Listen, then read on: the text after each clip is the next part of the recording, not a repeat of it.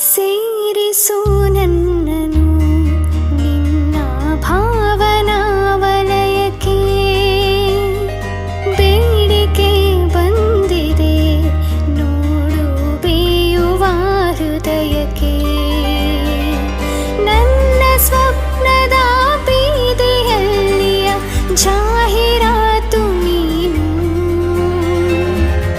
ಸಮೀಪಿಸು ನಿನ್ನಿಂದ ಬಚಾವ್